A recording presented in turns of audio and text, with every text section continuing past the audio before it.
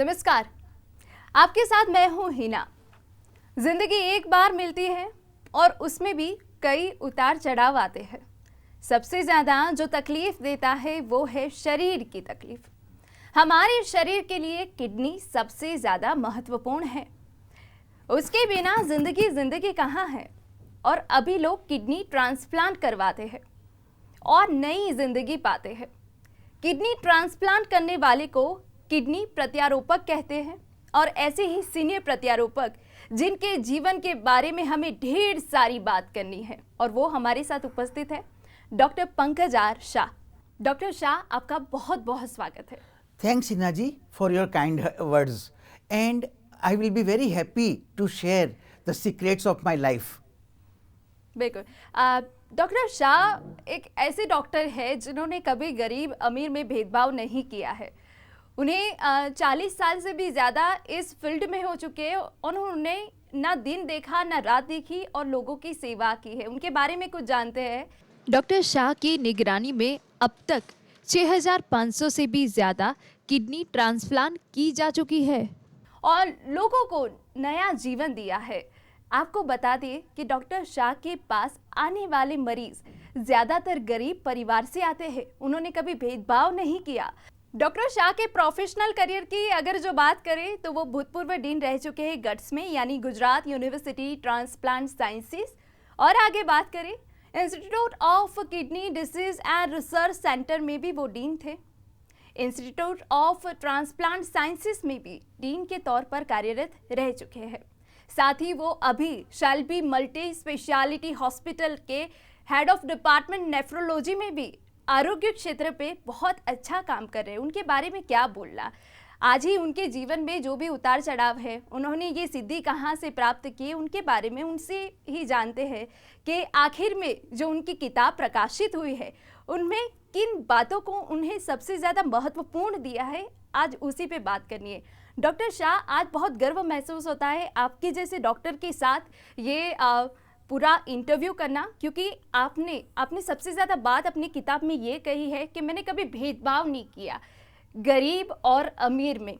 साथ ही आपकी जो किताब है उनमें आपने नाम दिया है जज्बा-ए ज़िंदगी। आप बताइए जज्बा-ए ज़िंदगी क्या है? हिना जी, जज्बा एक बहुत नाजुक उर्दू वर्ड है और उसको अगर रफली कहें तो we can say sentiments of life. और मैंने ये किताब में मेरे ज़िंदगी के जो जज्बात थे, जो सेंटिमेंट्स थे, उनको दिखाने की, उनको समझाने की, उनको बताने की कोशिश की है। मैडम, जो आपने मेरे बारे में बात की गरीब और तवंगर के बीच में भेदभाव नहीं रखा है, इसी में मुझे एक शेर याद आ गया कि मुझे किसी रईस ने पूछा तेरा कारोबार क्या है। मुझे किसी रईस ने पूछा तेरा कारोबार क्या है, तो मैं हंसकर बोला मेरी एक छोटी सी दुकान है, मोहब्बत और मुस्कान की, जंग और नफरत के बाजार में। डॉक्टर शाह, एक डॉक्टर सबसे महान तभी बनता है जब वो भेदभाव नहीं करता है। हमारे दर्शक भी अभी आपके बारे में जानने के लिए पूछ रहे होंगे। आपके बचपन के बारे में बताइए, आपका परिवार कैसा था, कैसे माहौल में आप बड़े हुए हैं? हिना जी, मैं एक मिडिल क्लास फैमिली की पैदाइश हूँ और मेरे पिताजी एक सामान्य फैमिली थे और हम 5 भाई और 2 बहनें थी। और मेरे बचपन में के बारे में ऐसा कहा जाता है कि मैं जब 1 साल का था तब मुझे सीरियस बीमारी हो गई थी, शायद निमोनिया हो गया था। और मेरे पेरेंट्स ने, मेरे माताजी पिताजी ने सोचा कि ये लड़का अभी ज़िंदा तो रहने वाला नहीं है, तो उसकी निशानी के तौर पे एक फ़ोटो खींचा जाए। तो जब मैं 1 साल का था तब मेरा एक फ़ोटो खींच लिया ताकि मेरी यादगिरी रहे। लेकिन फिर मेरे जो फैमिली डॉक्टर थे उन्होंने एक किताब लेके मेरे पिताजी के पास आए कि देखो ये इंजेक्शन नया आया है और ये इंजेक्शन जानलेवा भी हो सकता है और जान बचा भी सकता है। तो मेरे पिताजी ने सोचा कि ऐसे बच्चे को हम गंवा बैठे हैं, तो क्यों ना एक इंजेक्शन दिया जाए। तो मुझे एक इंजेक्शन दिया गया, मेरी ज़िंदगी में जीवन का नया संचार हुआ और मैं आज आपके सामने खड़ा हूँ। तो ये मेरी बचपन की एक बात है। दूसरी एक इंटरेस्टिंग बात ये है कि जब मैं तीसरी कक्षा में पढ़ता था और जब क्लास में बिल्कुल शांति थी, तब मुझे एकदम मन में सुझाव आया कि कुकड़े कुक बोलूं। तो मैंने कुकड़े कुक बोला, तो मेरा टीचर मुझे घसीट के ब्लैक बोर्ड के पास ले गया और मेरी नाक रगड़वाई ब्लैक बोर्ड से, और तब से मुझे नाक की वैल्यू मालूम चली, और बिना बिना किसी कारण कुछ नहीं बोलना चाहिए, ये भी मैंने सीखा। एक तीसरी में इम्पोर्टेंट बात मेरी ज़िंदगी में हुई थी कि मेरे एक धार्मिक नेता ने मेरा इंसल्ट किया था। तभी से मैं वो धार्मिक उत्सव छोड़ के चला आया था, और मेरे मन पे, मेरे बाल मानस पे इतना गहरा असर हुआ था कि फिर से मैंने धार्मिक उत्सव या धार्मिक माहौल में जाना बंद कर दिया। तो लेकिन मैंने ये चीज़ पॉजिटिवली ली है, और कोई भी बच्चा मेरे पास आता है तो मैं उसके बाल मानस को समझने की कोशिश करता हूँ, उसकी बाल मानस को कोई इंजरी नहीं पहुँचे उसका ख्याल रखता हूँ, ताकि भविष्य में समाज के लिए कोई बड़ा राक्षस पैदा नहीं हो। जब बचपन में था शायद मैंने सुपरमैन की किताबें पढ़ी होगी या तो सुपरमैन का मूवी देखा होगा, तो मेरे में एकदम ताकत आ गई और मैं एक व्हीकल के सामने खड़ा रह गया। तो व्हीकल वाले ने सारी अपनी साइकिल मेरे दो पाँव के बीच में घुसेड़ दी, और तब मैं सुपरमैन से सिंपल मैन हो गया। तो ऐसी घटनाएं भी मेरी ज़िंदगी में बनी हैं। लेकिन आई वॉज वेरी ब्रिलियंट, मैं बहुत ब्रिलियंट था, सभी स्कॉलरशिप जीत चुकता था मैं, और पहला नंबर पाना तो मेरे लिए दाएं हाथ का खेल था। और इसी तौर पे मुझे नडियाद में संतराम टेम्पल में संतराम महाराज है, उनके हाथ से मुझे सिल्वर के 10 जो स्कूल में अव्वल आता था उसको सिल्वर के 10 कॉइन्स दिए जाते थे। तो ऐसे 2 दफ़ा मुझे 10-10 कॉइन उनके हाथों से मिला था, और मैंने अभी तक वे संभाल के रखा है। मेरा नडियाद में जहाँ जन्म हुआ था उसका नाम मस्त मैदान है।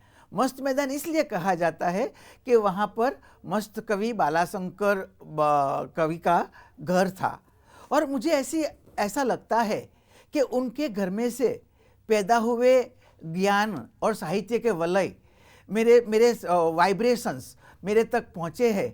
इसलिए मुझे मेडिकल साइंस के उपरांत साहित्य के लिए रुचि है। बिल्कुल डॉक्टर शाह, आपका बचपन तो बड़ा इंटरेस्टिंग रहा है। अभी आगे बढ़ते, डॉक्टर शाह बताइए कि परिवार में माहौल कैसा था? आप इतने बड़े डॉक्टर के मुकाम पे आज है, किसी ने आपको प्रोत्साहित किया था परिवार में, या आप ही की मर्जी से आप डॉक्टर बन गए? हिना जी, ऐसा कहा जाता है कि एक सक्सेसफुल आदमी के पीछे कई लोग होते हैं, या तो एक स्त्री होती है या तो कई लोग होते हैं। फॉर्चुनेटली मेरी सक्सेस के पीछे मेरे पिताजी और मेरे भैया थे। मेरे पिताजी मिडिल क्लास के होते हुए भी उन्होंने मुझे बोला था कि तुझे जितनी भी पढ़ाई करनी है इतनी करना, मैं गहने बेच डालूंगा, कैसे भी तुझे पढ़ाऊंगा। और बाद में मेरे बड़े भैया प्रोफेसर KR शाह ने जिम्मेदारी ले ली अपने सर पे, और मुझे कॉलेज की पढ़ाई में, मेडिकल की पढ़ाई में कोई भी समस्या नहीं हो ऐसा उन्होंने माहौल रखा और आर्थिक सहायता करते रहे। He was a simple professor, but लेकिन मुझे कभी भी ऐसा महसूस नहीं होने दिया कि पैसे की वजह से मेरा काम रुका है। डॉक्टर शाह, ये मान लेते हैं कि आपके पिताजी और आपके बड़े भैया का हाथ है आपको इस मुकाम पर पहुंचाने के लिए। डॉक्टर शाह, आगे बताइए, आपका अभ्यास कहाँ से हुआ, कैसे हुआ? हाँ हिना जी, पहले मेरा माध्यमिक शिक्षण मेरा प्राइमरी शिक्षण संतराम मंदिर में हुआ था। संतराम मंदिर की साला थी, वहाँ हुआ था। मेरा माध्यमिक शिक्षण DP देसाई हाई स्कूल में हुआ था। बाद में कॉलेज में आया तो 6 महीने तक मैंने नडियाद की साइंस कॉलेज में अभ्यास किया था। लेकिन मुझे फिर महसूस हुआ कि मुझे डॉक्टर बनना है, तो फिर मुझे लूणावाड़ा जो पंचमहाल डिस्ट्रिक्ट में या अरावली डिस्ट्रिक्ट में आया हुआ है, वहाँ जाना पड़ेगा, जहाँ मेरा भैया भौतिक शास्त्र फिजिक्स के प्रोफेसर थे। मैं वहाँ चला गया, बहुत कड़ी मेहनत की, सभी का सहकार मिला और मुझे इजीली मेडिकल में एडमिशन मिल गया। मैं मेरी कॉलेज की लाइफ में पढ़ाई में इतना मशगूल रहता था कि रोमांस का शायद ही कोई चांस मिला था। फिर भी मैं इतना ज़रूर कहूँगा कि तुमको रुस्वा न किया, हम भी पशेमान हुए, इस तरह इश्क की रस्म को निभाया मैंने। बिल्कुल डॉक्टर शाह, आप तो डॉक्टर होने के साथ साथ शायर भी हैं, ये बहुत अच्छी बात है। आगे बढ़ते हैं। आपकी ये जज्बाए ज़िंदगी जो किताब है उसमें आपने कहा है कि मानव सेवा के आगे पैसा कुछ नहीं है। ये सोच आपने कहाँ से पाई, क्योंकि अभी ये सोच नहीं देखने को मिलती है। हाँ हाँ, उसका मुझे दुख भी है कि ये सोच इजीली देखने के में हर एक आदमी में दिखने की नहीं मिलती है। उसके पीछे में दो लोग थे जिन्होंने मेरे में ये सुझाव या तो ये डाला, कॉन्सेप्ट डाला। एक थे doctor HL. Trivedi. Doctor HL. Trivedi, मैं जब एमडी होके बाहर निकला तो मुझे एक साल की अनुभव की ज़रूरत थी। तो मैंने सोचा कि क्यों ना डॉक्टर त्रिवेदी, एच.एल. त्रिवेदी के साथ काम कर लूँ। लेकिन डॉक्टर त्रिवेदी का व्यक्तित्व और उनकी आँखों में इतना चुंबकत्व था, इतना मैग्नेटिज्म था कि मैं सदा के लिए उनका शिष्य बन के रह गया और नेफ्रोलॉजिस्ट बना। और अभी मैंने 40 साल मेरे पूरे हुए नेफ्रोलॉजी के प्रैक्टिस में। उन्होंने मुझे सिखाया कि पैसा तो कुछ नहीं है। अगर मानव सेवा करोगे तो डॉक्टर बने हैं, ज़रूरत के मुताबिक तो पैसा मिलता ही रहेगा, लेकिन मानव सेवा करोगे और उन लोगों की दुआएं लोगे तो उनकी दुआओं से तुम ज़िंदगी में तुम्हें बहुत शांति और बहुत सुख चैन मिलेगा। ऐसी मैं एक आपको स्टोरी भी सुनाना चाहूँगा कि जब एक पेशेंट था जिसको ल्यूपस नेफ्राइटिस नाम की बीमारी थी और उसको इसकी वजह से, ये बीमारी की वजह से वो प्रेग्नेंट नहीं हो पाती थी, और अगर प्रेग्नेंट होती थी तो उसको डिफॉर्मिटी वाला चाइल्ड पैदा होता था। वो बहुत गरीब थे, उसका हस्बैंड रिक्शा चलाता था। तो वो मेरे पास आए, मैंने उनकी सेवा की और उनको सक्सेसफुल प्रेगनेंसी हुई।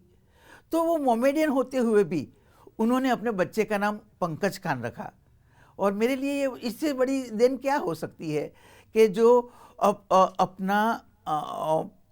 अपना दायित्व दिखाने के लिए अपने बेटे का नाम, मुस्लिम बेटे का नाम पंकज खान रखते हैं। बिल्कुल डॉक्टर शाह। डॉक्टर शाह, जब आपके जीवन के बारे में बात कर रहे हैं तो लोगों को ये भी जानने में बहुत रस होगा कि डॉक्टर शाह जो डॉक्टर के तौर पे तो मानव सेवा ही चाहते हैं, वो पर्सनल लाइफ के में कैसे, आपको क्या पसंद है? मैं एक तो बहुत आस्तिक आदमी हूँ और मैं मेरी माताजी में बहुत श्रद्धा रखता हूँ, और मैं जानता हूँ कि मेरी नस नस में माताजी का पड़ाव है। और दूसरा, मेरा जो एक्स्ट्रा करिकुलर एक्टिविटी है या तो मेरा एक शौक़ है, वो शेरो शायरी का शौक़ है। और मैं मेरी ज़िंदगी में शेरो शायरी करके, मेरे पेशेंटों के साथ शेरो शायरी करके, मेरे दोस्तों के साथ शेरो शायरी करके मुझे बहुत अच्छा लगता है। मैं एक शेर आपको भी सुनाना चाहूँगा कि मैं अपनों को ढूंढने चला तो मुझे फरिश्ते मिल गए, जैसे कि आप मुझे मिल गए। बिल्कुल डॉक्टर शाह, ये तो लगता है कि शायरी से आपका जीवन बड़ा ही रंगीन हो जाता है और उसी के कारण आप ज़्यादा खुश रहते हैं। आगे बात करते हैं। मानव सेवा के आगे पैसे कुछ नहीं है, यही सोच के कारण आपको बहुत सारे अवार्ड मिले हैं। बताइए ना, आपको कौन कौन से अवार्ड से अभी तक सम्मानित किया गया है? हाँ मैडम, हिना जी, इसके पहले मैं मेरी पत्नी के बारे में कहना चाहूँगा कि मेरी पत्नी इतनी सरल है कि उसको कोई वो पैसे के लिए कभी उसने डिमांड नहीं की, क्रेज़ नहीं किया। और मेरे चिल्ड्रन, मेरी 2 बेटियाँ और बेटा, ये भी इतने सिंपल है और उनको ऐसा कभी नहीं लगा कि मैं डॉक्टर सुपर स्पेशलिस्ट होते हुए भी ज़्यादा पैसे नहीं कमाता हूँ तो मैंने उन लोगों को अन्याय किया है, ऐसा नहीं हुआ। तो मैं उन लोगों के लिए बहुत आभारी हूँ। और मेरे रिलेटिव्स ने भी मैं जैसा भी हूँ, जो भी हूँ, इस तरह से मुझे एक्सेप्ट कर लिया है। अब मैडम, रिगार्डिंग माय अवार्ड्स, मुझे जैसे मैंने आपको बताया कि सबसे पहले संतराम टेम्पल के संतराम महाराज के द्वारा मुझे सिल्वर कॉइन्स मिले थे जब when I was a child. उसके बाद मुझे ट्रांसप्लांटेशन की उत्कृष्ट सेवा के लिए मुझे गोल्ड मेडल मिला था। विजी मावलंकर गोल्ड मेडल मिला गया था और वो तत्कालीन चीफ मिनिस्टर के हाथ से दिया गया था। इसके अलावा मैं किडनी का डॉक्टर तो हूँ ही, लेकिन किडनी का प्रोफेसर भी हूँ। तो मेरे हाथ के नीचे लगभग 100 से 125 डॉक्टर तैयार हुए हैं। मेरी ये सेवा की कदर करते हुए मुझे अवतार ग्रुप ऑफ किडनी डिसीज के ग्रुप से मुझे द्रोणाचार्य अवार्ड दिया गया था। इसके अलावा कोई एक अपने स्टूडेंट के साथ कोई इस रिसर्च पेपर बनाते हैं तो इसके लिए the transplant society mentee mentor award देती है। तो एक दफ़ा मुझे हांगकांग में और एक दफ़ा मुझे मैड्रिड में, स्पेन मैड्रिड में ये अवार्ड दिया गया था। इसके अलावा मैडम मुझे कई संस्थाओं की ओर से मेरी 40 साल की निस्वार्थ सेवा के लिए लाइफ टाइम अचीवमेंट अवार्ड्स मिले हैं। बिल्कुल डॉक्टर शाह, आपके इस श्रेष्ठ सोच के लिए तो आपको बहुत सारे अवार्ड्स मिलने ही थे। आगे बात करते आपकी पुस्तक में लिखा, आपकी ये किताब में लिखा है आपका चुंबकीय व्यक्तित्व। इसके ही कारण आपके स्वजन, आपके इस समाज के लोग हैं वो आपको गुरु के नाम से जानते हैं, उनके बारे में कुछ बताइए। हाँ मैडम, आपने बहुत सुंदर सवाल पूछा है। मैं madam basically I am a teacher, मेरा हार्ट टीचर का है। तो जब भी मैं स्टूडेंट था तभी से मैं मेरे दोस्तों को, मेरे इर्द गिर्द वालों को पढ़ाता था और पढ़ाने में मुझे बहुत मज़ा आता था। तो तभी से जब when I was a student, मैं स्टूडेंट था, तभी से लोग मुझे गुरु कहते थे। और मेरा नाम पंकज था तो लोग मुझे पंकज गुरु के नाम से पहचानते थे। तो इस तरह मैं जब भी से स्टूडेंट था तभी से मुझे पंकज गुरु के नाम से पहचाना जाता है। और अभी तक भी उसे मेरे कॉलेज के टाइम के दोस्त मुझे पंकज गुरु के नाम से बुलाते हैं। डॉक्टर शाह, अगर हम किडनी के बारे में बात करें तो ये बहुत महत्वपूर्ण है हमारे शरीर के लिए। किडनी कब डैमेज होती है ये लोगों को जानना भी बहुत आवश्यक है। साथ साथ किडनी ट्रांसप्लांट कब करवाना पड़ता है? किडनी के बारे में मैं कहना चाहूँ तो हर एक आदमी में सामान्यतया 2 किडनी आई हुई थी, पुरुष में भी और स्त्री में भी। और वो एब्डोमेन के अपर पार्ट में वो स्पाइन के इर्द गिर्द में होती है। और कई लोगों को 700,000 में एक लोग को एक गुर्दा भी होता है। लेकिन एक गुर्दा अगर बराबर काम करता है तो कोई दिक्कत नहीं होती है। जैसे कि हमारे प्राइम मिनिस्टर इंदिरा गांधी को एक ही गुर्दा था। गुर्दे को मास्टर केमिस्ट कहा जाता है क्योंकि हमारे शरीर का बंधारण वो मेंटेन करता है। अगर गुर्दा बराबर काम नहीं करता है तो फिर शरीर के बंधारण में उथल पुथल हो जाती है और जहरी द्रव्य, जहरी टॉक्सिन्स बॉडी में इकट्ठे हो जाते हैं और फिर पेशेंट को तकलीफ होने लगती है, पेशेंट को भूख लगना बंद हो जाता है, पेशेंट में कमजोरी आ जाती है, पेशेंट को उल्टी हो जाती है। तो ये सब गुर्दे की बीमारी के लक्षण हैं। गुर्दे की बीमारी, हर एक गुर्दे की बीमारी समान नहीं होती है। कोई गुर्दे की बीमारी खाली सामान्यतः 5 या 7 दिन से दवाई देने से भी अच्छी हो जाती है। और कई बीमारियां ऐसी होती है जिसके लिए किडनी ट्रांसप्लांट या डायलिसिस करना ज़रूरी हो जाता है। इसलिए कई दफ़ा मुझे ताज्जुब लगता है कि कई लोग भ्रामक जाहिरात देते हैं कि मेरी दवाई से पेशेंट को गुर्दा अच्छा हो गया, तो विदाउट डायलिसिस, विदाउट ट्रांसप्लांटेशन अच्छा हो गया। लेकिन हकीकत में कई गुर्दे की बीमारी इतनी सिंपल होती है कि वो सामान्य सारवार से भी अच्छा हो जाता है। अब रिगार्डिंग किडनी फेलियर 2 प्रकार की होती है। गुर्दे की निष्क्रियता जिसको कहते हैं वो 2 प्रकार के होते हैं, acute and chronic. Acute kidney failure ऐसी होती है कि जिसमें पेशेंट बहुत सीक होता है, लेकिन उसमें अगर हम 2-4 डायलिसिस अच्छी तरह से करें तो पेशेंट को कंप्लीट रिकवरी हो जाती है, आगे कोई फिर उसको ज़्यादा दिक्कत नहीं होती है। जबकि जब क्रॉनिक किडनी फेलियर, या तो हम उसको क्रॉनिक किडनी डिसीज़ कहते हैं, उसमें किडनी परमानेंटली फेल हो जाती है और उसके 5 स्टेज में से 5वें स्टेज पे चली जाती है। तब उसको या तो डायलिसिस या तो ट्रांसप्लांटेशन की ज़रूरत होती है। अब आप ये भी जानना चाहोगे कि किडनी फेल क्यों होती है। किडनी फेल होने की मुख्य वजह होती है डायबिटीज़ एंड हाई बीपी। इसके अलावा हमारे भारत में टीबी की बीमारी है तो टीबी की वजह से, या पथरी की बीमारी जो स्टोन की बीमारी है उसकी वजह से भी गुर्दा फेल हो सकता है। कई दफ़ा जन्मजात बीमारियां होती है जिसकी वजह से भी गुर्दा फेल हो सकता है। अब एक पेशेंट का गुर्दा फेल हुआ तो मेरे पास दो ही रास्ते बचे डॉक्टर के पास या पेशेंट के लिए। या तो उसको लाइफ टाइम डायलिसिस किया जाए, डायलिसिस एटलीस्ट सप्ताह में 2 करने पड़ते हैं, या तो फिर गुर्दे का प्रत्यारोपण किया जाए, किडनी ट्रांसप्लांट किया जाए। किडनी ट्रांसप्लांट के लिए कोई गुर्दे की ज़रूरत पड़ती है, या तो वो गुर्दा रिलेटिव ले सकता है, या तो कोई एक्सीडेंट वाले केस में जिसको हम ब्रेन डेड पेशेंट होते हैं, ऐसे पेशेंट में से गुर्दे लिए जाते हैं, हार्ट लिया जाता है, लंग्स लिए जाते हैं, लीवर लिया जाता है, पेनक्रियास लिया जाता है, आंखें ली जाती हैं, और ऐसे कम से कम 8 लोगों को हम नई ज़िंदगी दे सकते हैं। बिल्कुल डॉक्टर शाह, तो आपसे लोगों को नया जीवन तो ज़रूर ही मिला है। डॉक्टर शाह, आपकी लाइफ की फिलोसॉफी क्या है? मैडम, आपने बहुत इम्पोर्टेंट सवाल पूछा। मैंने ज़िंदगी में कभी पैसे को कभी भी महत्व नहीं दिया है। और दूसरा मुझे मैंने गुजराती में मेरी ऑटोबायोग्राफी लिखी है, उसका नाम रखा है संबंध पण उमेरो सारवार मां, और उसका इंग्लिश वर्जन किया है, उसका नाम रखा है कंसर्न विथ क्योर।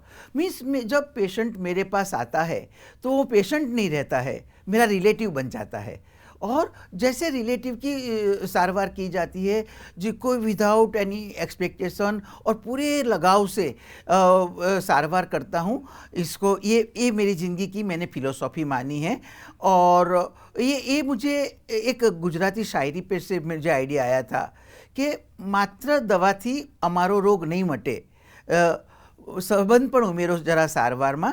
शायर आदम टंकारवी की शायरी है, और उसको मैंने मेरे जीवन का सूत्र बनाया है और जीवन की फिलॉसफी बनाई है। बिल्कुल डॉक्टर शाह, एक पेशेंट को वही तो चाहिए कि वो जब इलाज करवाने आते हैं तो सामने वाले डॉक्टर से उनको प्यार मिले। डॉक्टर शाह, आपकी किताब के बारे में बताइए, जज्बाए ज़िंदगी कैसे प्रकाशित हुई, उन्हें किस महत्वपूर्ण बाबत का आपने इसमें उल्लेख किया है, वो भी हमारे दर्शकों को ज़रूर बताइए। इसी में इसके 2 पोर्शन हैं मैडम। एक तो मेरी ज़िंदगी के बारे में है कि एक मिडिल क्लास का आदमी कैसे मुसीबतों को झेलते हुए, ब्रिलियंट होते हुए भी मुसीबतों को झेलते हुए कैसे आगे आता है, और उसमें उनको कितने लोगों का सहकार मिलता है, तभी एक अच्छा डॉक्टर बनता है। और भगवान की दया से मुझे ऐसे अच्छे लोग मिले, जैसे मैंने पहले बताया कि मैं अपनों को ढूंढने चला तो मुझे फरिश्ते मिल गए। तो ऐसे मुझे ऐसे लोग मिल गए, और इस तरह से मैं एक डॉक्टर बन सका। और मुझे मेरी ज़िंदगी में मेरे माता पिता, मेरे बड़े भैया, मेरी पत्नी, और सबसे महत्व से डॉक्टर एच.एल. त्रिवेदी, जिन्होंने मुझे पेशेंट को कैसे चेक करना, पेशेंट की जो पेशेंट के मन में बहुत सारी समस्याएं होती है, बहुत सारे सवाल होते हैं, उनको कैसे शांति से सुनना, उसको कैसे उसका रिप्लाई देना, और उसके अगर वो गरीब है तो वो उसका गुनाह नहीं है, समाज ने उसको गरीब बनाया है। तो हमारी जिम्मेदारी बनती है कि ऐसे पेशेंट को भी मोस्ट मॉडर्न और साइंटिफिक सारवार दी जाए। और यही सब बातें मैंने मेरी ज़िंदगी के बारे में जज्बाए ज़िंदगी या तो सेंटिमेंट्स ऑफ लाइफ में लिखी हुई है। और उसके दूसरे पोर्शन में मैंने गुर्दे के बारे में, गुर्दे के डिसीज़ के बारे में, उसकी सारवार के बारे में मैंने बताया है।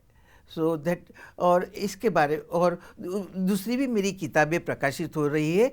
एक गुजराती में मेरी ऑटोबायोग्राफी जिसको 6 ऑथर्स ने, और मुख्यत्व से रजनी कुमार पंड्या ने मुझे हेल्प करके बनाई थी, और उसका नाम रखा है संबंध पण उमेरो जरा सारवार मां।